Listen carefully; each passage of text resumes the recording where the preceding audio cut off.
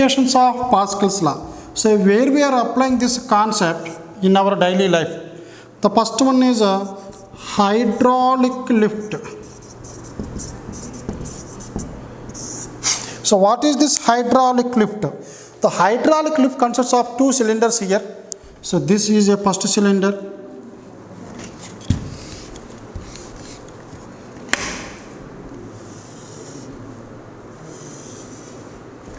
And this is one more cylinder whose area is more, and these two cylinders are connected with the help of a narrow tube here at their bottom.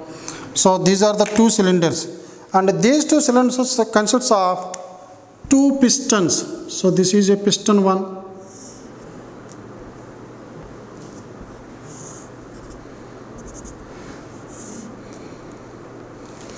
this is second piston having more cross-sectional area. So these are the two cylinders connected with a small pipe at the bottom, and these are the two pistons provided here. Just like in our injection syringe also, we have a cylinder here and inside we have a piston.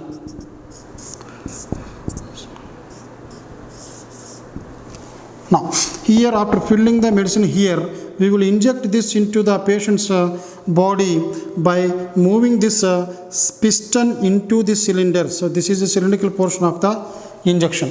Similar to this one, this is a cylinder and this is a piston. Here the piston will have one knob or one projection here to press this one. So as it enters into this one, it will push this medicine into the patient's body. Here also these pistons are provided with some projections like this, and this is the handle that is provided at the top. Similarly, on the other side also, this is also will have one stand, and it will have a bigger platform.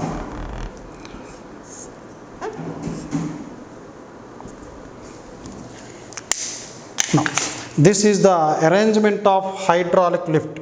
So here what we are going to do, if you want to lift a car, it is not easy for us by using our single hand or with our two hands.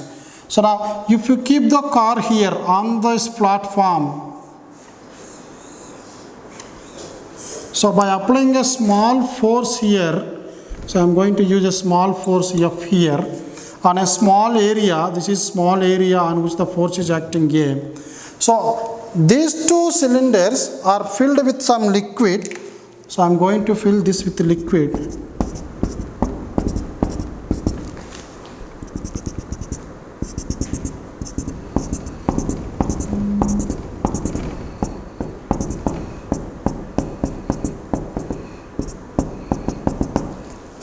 Now if we apply force on this particular area, that means a pressure will be created here, P1. As this liquid is at rest, the liquid is not moving within this one because this is enclosed by two pistons on both sides. So the liquid is at rest and also enclosed. That's why the increase in pressure at a particular point will be distributed equally in all directions. So what is the pressure that is acting on this piston here? So this is also P only. If it is P, this will also P. Now let me take this point at which the pressure increased is 1, and this point where the pressure can be seen will be 2. So according to Pascal's law, what we can write, pressure at point 1 will be equal to the pressure at point 2. So what is meant by pressure? This is the force exerted by us per unit or some area A, where A is the cross-sectional area of the first piston. So this must be equal to the force on the second piston by area of the second piston. You can see this diagram. Always the hydraulic lift will be designed such that the cross-sectional area of the first piston will be less, whereas the cross-sectional area of the second piston will be more. Now here, what is the force applied by us? So the force applied by us, let us say this is 100 newtons, and what is the area of this one? Let us say it is a small area, 1 meter square. So what is the pressure created at point 1 or increase in pressure? This is equal to 100 Newton per meter square. So what is the pressure created at point 2? This is also 100 Newton per meter square. So what I am going to write? If the cross sectional area of the second piston is let us say 200 meter square, then how much force we can lift on that one? Not only car, any body. Now, so from this what we can write? Force, this is an example, so this is the actual formula. From this force that or weight or load that can be lifted, load that can be lifted by this hydraulic lift is given by, this is the force to be lifted, F.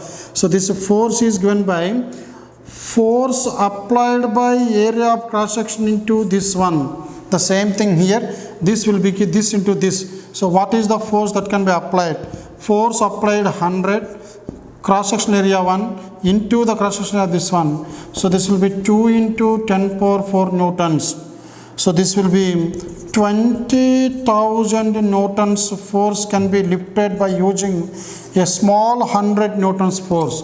That means if you want to lift this one to make some repairing works or to wash these cars, generally you can see this in service centers, they will apply a small force here to lift a big car. So car can be lifted very easily by applying a small force here. So this is a very good machine that works on this Pascal's law, and we call it as a hydraulic lift.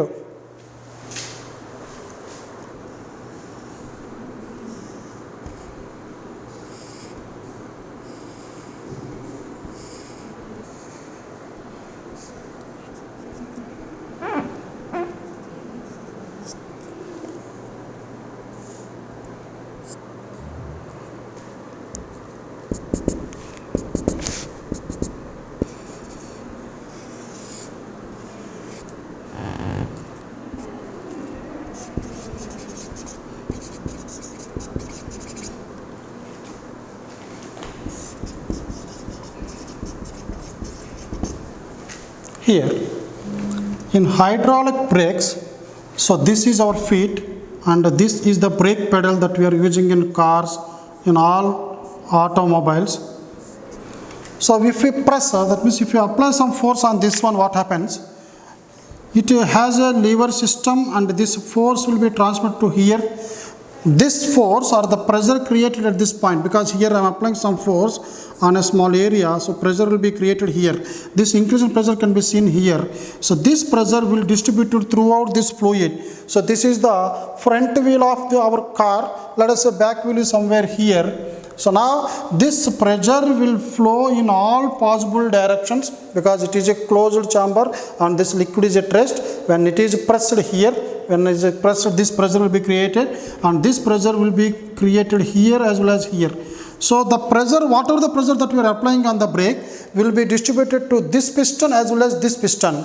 And this piston, this pressure will apply some force on this one. Due to this force, this brake shoe, you might have studied about this one or you might have heard about this brake shoe. This brake shoe will press this wheel, so that this is the rim of the wheel. So when it is pressed, the acceleration will be reduced here, or the velocity of the vehicle will be reduced. So on both sides. So when these brake shoes are in contact with this one, so they will stop the vehicle or they will reduce the motion or they will reduce the velocity of this one.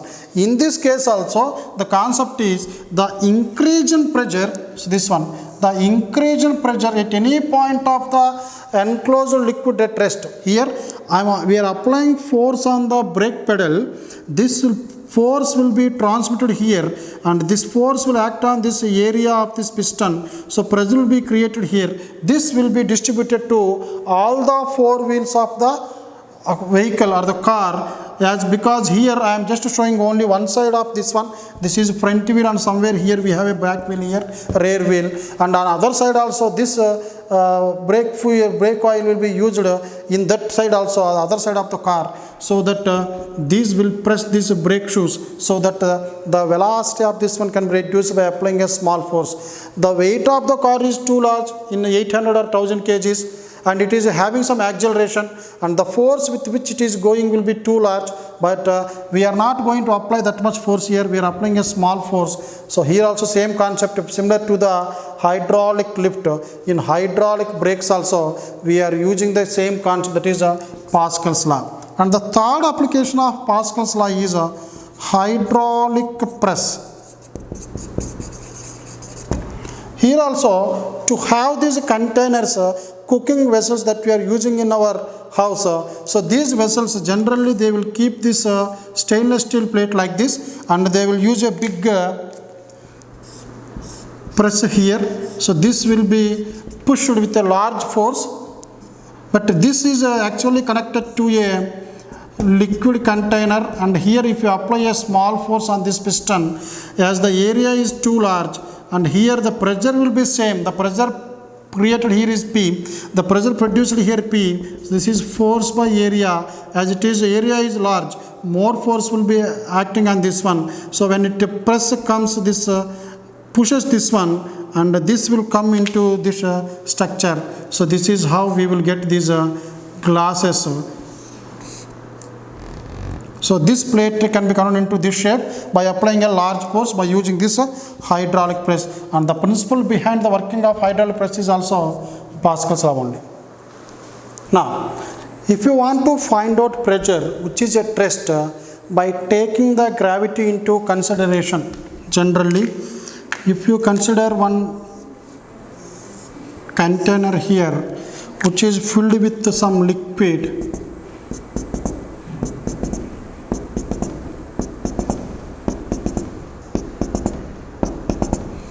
here the pressure due to the weight of the liquid, how to find the pressure due to the weight of the liquid? Weight is equal to mass into acceleration due to gravity. That means if you consider the gravity, how we can write this one? So to find out that one, what I am going to take, I am going to consider a small cylindrical column of the liquid here, the imaginary cylindrical column. So this is an imaginary cylindrical column. So this is the imaginary cylindrical column like this. So here, if you consider this imaginary cylindrical column, that means I am taking this much liquid only. Even though the entire tank is filled with liquid, I am considering that only this portion of the liquid is present in this case. Now, due to this, what is the pressure at different points? So let me take this point as 1 and this point as 2, and here this liquid is filled up to this level. This is the level of the liquid in the container. Now, if you consider this, in this case, what is the pressure at point 1? The pressure at point 1 due to this liquid only is given by pressure is given by force by area. So what is the force that is acting here? At this point 1, the total weight of the liquid is acting here. So I am going to write this force is nothing but weight of the liquid in that liquid column by area of cross section of that liquid column. So this is the area of cross section of the liquid column. So which is given by mass is equal to, we know, density is equal to mass by volume. You can write mass as density into volume into G by A. So pressure can be written as rho. What is volume of that column here? This is in the cylindrical shape.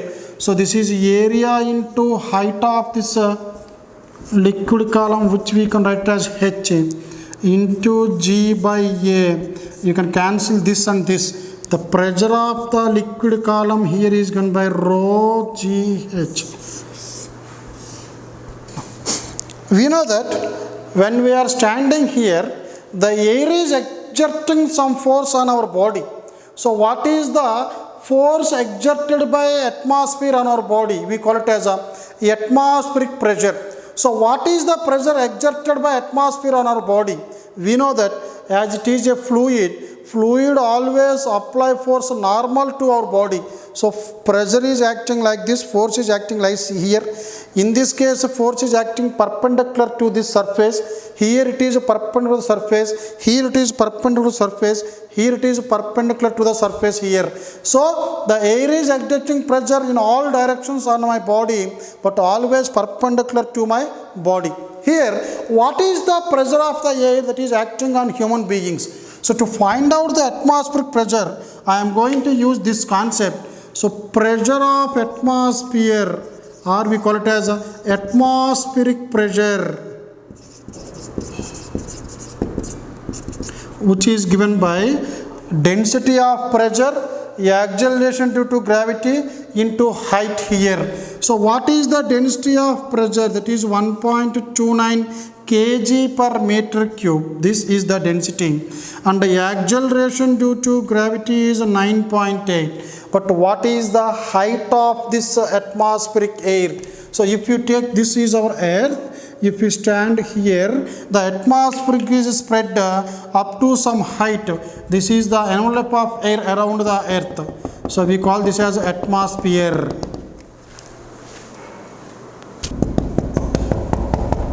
Even though this atmosphere is spread up to 400 kilometers nearly, but while calculating this height of the atmosphere on the surface of this earth, the maximum air will be spread only up to 8 kilometers only. After that, the quantity of mass of the air per unit volume, that is density, is very, very less.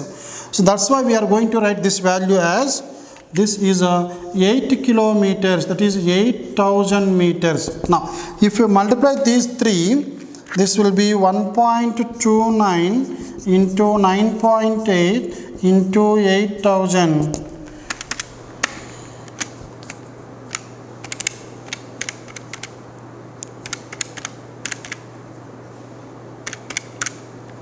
So this is around 10135 Newton per meter square. This is how you can find the atmospheric pressure. Throughout this lesson, we are going to denote this pressure as P naught, which is equal to 1.0135 into 10 power 5 Newton per meter square, or also called Pascal. So this is the atmospheric pressure. Remember students, once I am telling, the atmosphere is spread up to 400 kilometers, but as you move away from the earth, the density of air gradually decreases. That's why the average height of the air from here to here will be taken as 8 kilometers. So by using these values, you can find this value as 1.0135 into 10 power 5 pascals. Now here, if you come to this topic, now what is the pressure of a liquid with gravity? This is by considering the gravity, pressure can be calculated by using density into acceleration due to gravity into height of that liquid column or fluid column. Now here, if you consider this one, in this, not only the pressure due to this liquid column is acting at this point, this pressure, the liquid which is present just above this column, the cylinder column, is also acting on this one, and also the atmospheric pressure is acting. So what is the total pressure at 1? Total pressure at point 1 is given by pressure due to this liquid column, pressure due to this liquid column, pressure due to atmosphere. So let me take from here to here, let us say this is H1. From here to here, let us say this is H2. So what is the pressure at point 1? Pressure due to this height plus pressure due to atmosphere. So pressure at point 1 is given by pressure due to atmosphere, that is P naught, plus rho g into height, that is rho g, height is equal to H1. Similarly, what is total pressure at 2? Total pressure at point 2, which is given by P2. So here, what is the forces that are acting here? The weight of this liquid, which is just above the cylindrical portion, plus atmospheric pressure. So once again, I have to write this as P naught plus rho g H2. So now, what is the pressure due to this cylindrical portion? So this pressure due to pressure due to only this cylindrical portion. So this is a pressure due to cylindrical air column, imaginary cylindrical air column. So this is given by pressure here minus pressure here. So this pressure is given by P1 minus P2. At 1 pressure will be more. Why? Because pressure due to atmosphere plus pressure due to this weight is acting. At 2 pressure is less. Atmosphere pressure plus pressure due to this air column. So I am subtracting these two, that is P1 minus P2, this minus this. If you subtract this minus this, P0 get cancelled.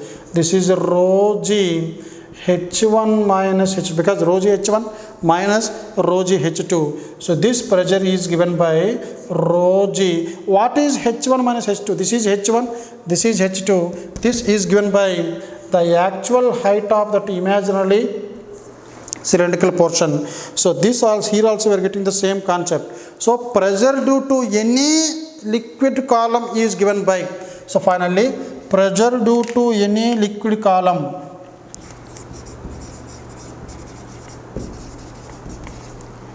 due to a liquid column of height h is given by rho gh. Very simple. Pressure is equal density of that air column or liquid column. Here I am taking liquid column. Instead of liquid, if you write air, we will get this value. So density of that fluid, acceleration due to gravity, height of that fluid at that point. So by using this one, we can calculate pressure at any point due to a fluid which is at rest. Here, let us say the pressure at this is 100 Newton per meter square. Pressure here is 25 Newton per meter square. If we know the liquid here, we can find out the density of this liquid. Why? Because we need to take the pressure difference. Here also, while finding this one, I am finding the pressure difference between these two. So the pressure difference in this case is given by rho GH. So in this case, what is the pressure difference? 100 minus 25. 100 minus 25 is equal to, density is unknown, G 9.8, but you can take it as 10. Let us say height from here to here is 10 meters. So this is 10. So what is this value? This will be 75, which is equal to rho into 100. Density is equal to 75 by 100. So 0.75 kg per meter cube. This is how you can find the density of any fluid if you know the pressure difference here. Similarly, when we are swimming in a river, so this is the river water. When we are swimming on the top, let us say we are swimming here on the surface of this one. So generally only the atmospheric pressure will act here. But at the same time, the liquid which is in contact with you will apply force perpendicular to your body from all sides except from the top. From top, the air will exert pressure, but from all other sides, the liquid or the water will exert pressure here. Due to this, what happens? More pressure acts on our body, which will try to compress our body. So due to the compression, even the lungs cannot have that much pressure, so they cannot create the pressure difference for the air to go inside our lungs. So during this time, what happens? We need to breathe more. That means we need to try to take more air into our body. So it is possible if you are swimming on the surface, as the pressure due to the liquid on all sides is less. Let us say we are swimming inside this one, inside the river. Then what happens? Here pressure is atmospheric pressure, but pressure due to liquid, and this is very negligible. But what about the pressure here? Here the pressure is the atmospheric pressure plus pressure due to this liquid column which is present on the top surface of the person, which is given by rho GH. So when compared to the pressure on the top surface, pressure inside the canal or sea or river, whatever it may be, even in canal, as the height of the liquid column above the person is more, so the pressure on the person will be more. That's why it is very difficult for any person to dive or to swim inside water at a depth. So that's why, especially these divers who are swimming inside these seas, you can see in a Discovery Channel as well as in a National Geographic Channel, when they are swimming inside, generally they carry these oxygen cylinders. Why? Because when the pressure on our lungs is more, these lungs cannot expand that much and they cannot take the required amount of air that is useful for us, compulsory for us survival, for our survival. That's why in this case these oxygen cylinders can give required amount of air or oxygen to the lungs so that the person can swim easily. Without the supply of this excess pressure to our lungs, lungs will collapse there and the person will die there itself. As the person is going to come to the top, generally what happens, they will reduce the amount of pressure required that is given by these oxygen cylinders. So when they comes to this position, the amount of the oxygen that is supplied to the person will be negligible or maybe zero. So if they make like that, then the person can stand and he can walk easily. Otherwise what happens, if we take the same amount of air here also, the lungs will bulge too much and the person will die as soon as he comes to the surface of the river.